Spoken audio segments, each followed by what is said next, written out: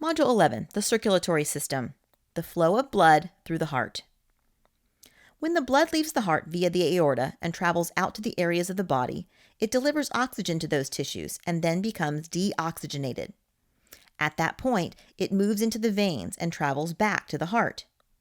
Depending on what part of the body it's returning from, it enters the heart via the superior vena cava, the inferior vena cava, or the coronary sinus, flowing into the right atrium.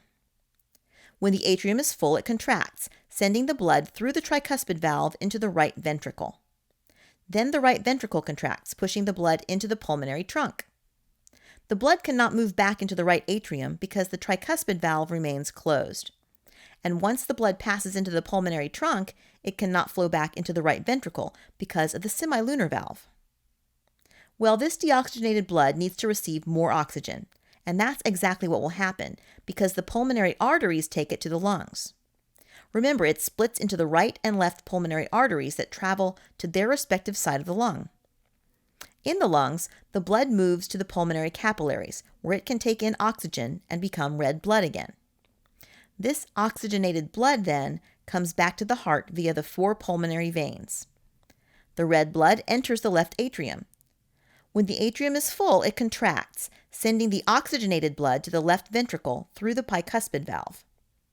The ventricle then contracts, sending blood out of the heart via the aorta through the aortic semilunar valve. The bicuspid valve remains closed at this time, so no blood can flow back to the left atrium.